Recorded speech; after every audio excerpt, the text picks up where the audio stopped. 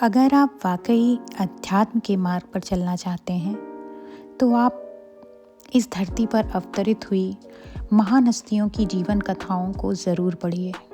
चाहे वो किसी भी धर्म, देश या कार्यक्षेत्र से संबंधित हों, उनके जीवन को पढ़कर आप उनसे जुड़ पाएंगे, उन्हें प्रेम कर पाएंगे और भगवान के चाहने वालों से प्रेम करना भगवान से प्रेम करने के बराबर होता है। एक कहानी याद आती है मुझे भगवान महावीर स्वामी की। एक दिन भगवान महावीर एक गांव के पास से गुजर रहे थे। कुछ शरारती लोग उन्हें डराने और उनके मनोबल को तोड़ने के लिए एक विशाल और गुस्सैल हाथी को उनके रास्ते पर छोड़ देते हैं। हाथी को उग्र बना दिया गया था और उसे महावीर स्वामी की ओर दौड़ा दिया गया था। गांव के लोग डर से चिल्ला रहे थे, भगवान हट जाइए, यह हाथी आपको कुचल देगा। लेकिन महावीर स्वामी शांत रहकर खड़े रहे। उन्होंने अपनी जगह से हिलने का प्रयास भी नहीं किया, बस आंखें बंद की और ध्यान में लीन हो गए। जब गुस्सैल हाथी भगवान महावीर स्वामी के पास पहुंचा तो उसने अचानक अपनी गति धीमी की और न केवल वो रुका बल्कि अपने घुटनों पर बैठ गया, शांत हो गया। सब उसे देखकर चकित थे। शरारती लोग शर्मिंदा थे और भगवान के चरणों में झुक गए थे। कैसे हुआ ये सब? ये शक्ति थी उनके तप की, आत्मबोध की, साधना की। वही क्षमता लेकर आप भी जन्मते हैं, पर बिना अपने आप को जाने जीवन को ऐसे ही गुजार देते हैं।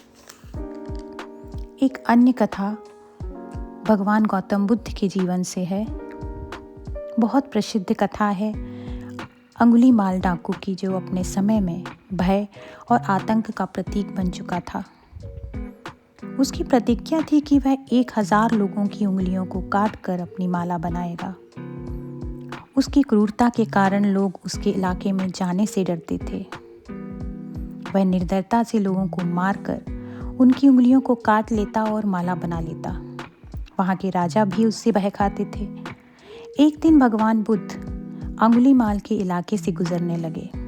लोगों ने चेतावनी दी कि महात्मा वहाँ मत जाइए, अंगुलीमाल बड़ा क्रूर और खूंखार है, आप वहाँ मत जाएं, वो आपको भी मार डालेगा।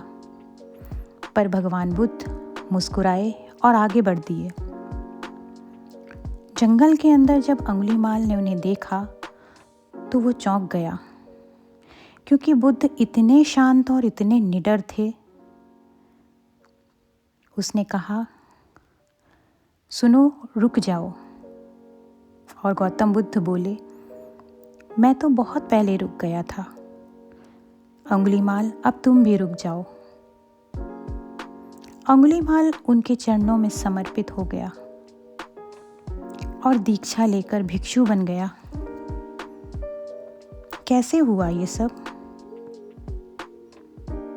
करुणा, प्रेम, साधना, इतनी बड़ी शक्तियां हैं कि कुछ भी जो आपको आज असंभव लगता है वो सब संभव हो जाता है। अपने आप को पहचानिए।